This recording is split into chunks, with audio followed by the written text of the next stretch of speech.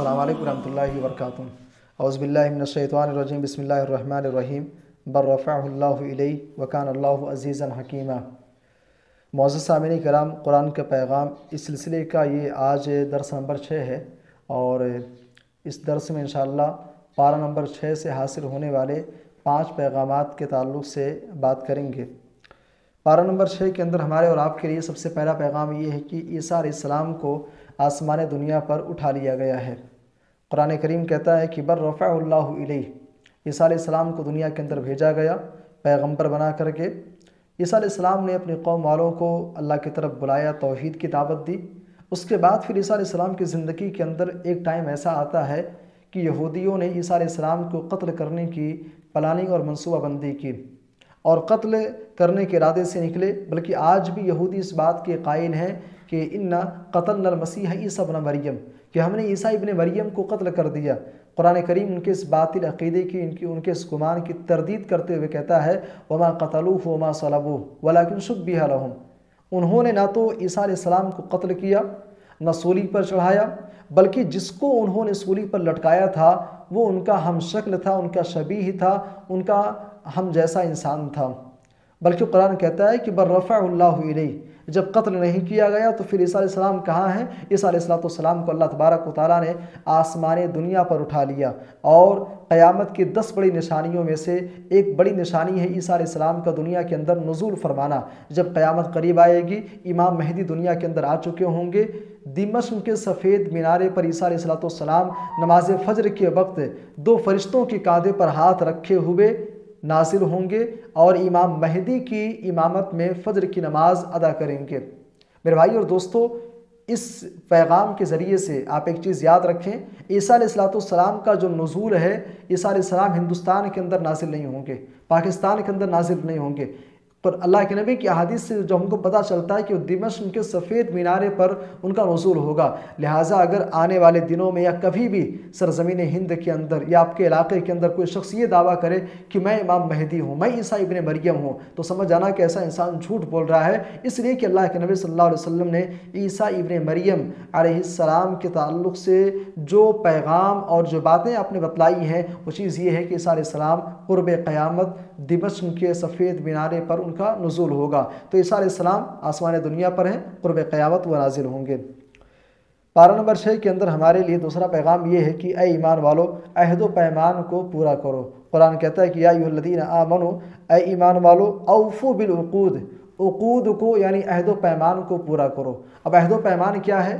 عہد و پیمان تو ایک تو یہ ہے کہ جو ہم نے اللہ تبارک و تعالیٰ سے لیا تھا، اللہ تعالیٰ سے جو ہم نے وعدہ کیا تھا، وہ وعدہ اور عہد و پیمان کیا ہے؟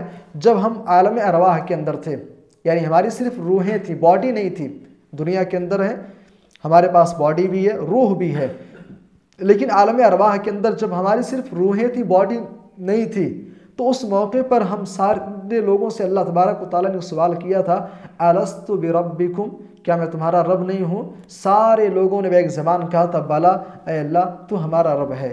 جب ہم نے اللہ کی ربوبیت کا اعتراف کیا، اللہ تبارک و تعالیٰ کے رب ہونے کا اعتراف کیا ہے، تو پھر اس ربوبیت کے اعتراف کا تقاضا یہ ہے کہ بندگی، عبادت، پوجا پاٹ، حمد و ثنا، کبریائی، بڑائی، بزرگی، جتنی بھی ایک قسم کی عبادتیں اور مدح و سرائی اور ستائش ہو سکتی ہے، وہ ساری کی ساری چیزیں اللہ تبارک و تعالیٰ کے لیے ہیں۔ تو ایک تو عہد و پیمان یہ ہے، ایک عہد و پیمان یہ ہے جو ہم آپس میں ایک دوسرے سے کرتے ہیں۔ ایک کاروباری دوسرے کاروباری سے، ایک بزنس کرنے والا دوسرے بزنس کرنے والے سے، ہم آپس میں جو عہد و پیمان کر رہے ہوتے ہیں اس کو پورا کیجیے۔ یا ایھا الذین آمنوا اوفوا بالعقود، تو لہٰذا اگر آپ کسی سے وعدہ کرتے ہیں، عہد و پیمان کرتے ہیں، تو اس کو پورا کرنے والے بنیے۔ یہ دوسرا پیغام ہے۔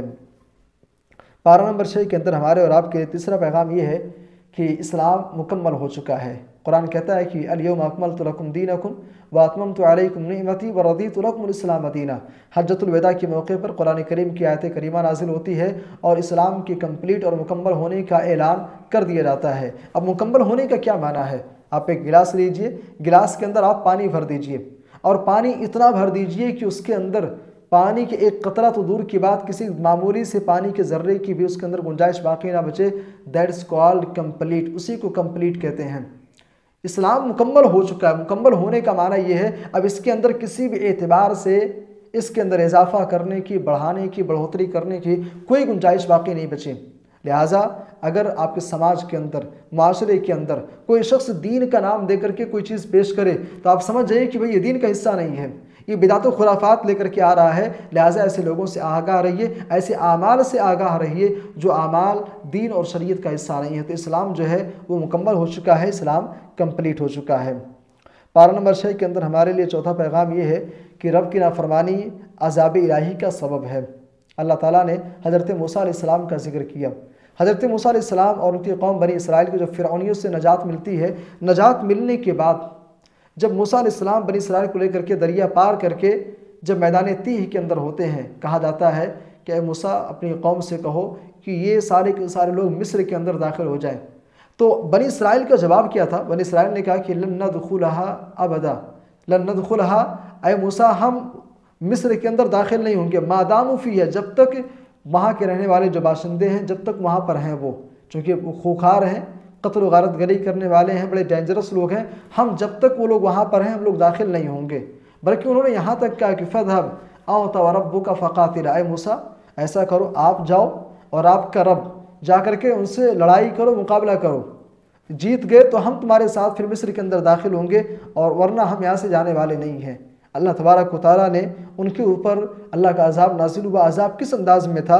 عذاب اس انداز میں تھا، قَالَ فَإِنَّهَا مُحَرَّمَةٌ عَلَيْهِمْ 40 سَنَةً يَتِيهُونَ فِي الْأَرْضِ، 40 سالوں تک میدان تیہ کے اندر بھٹکتے رہے، ان کو کوئی ٹھکانہ، کوئی منزل نہ مل سکی۔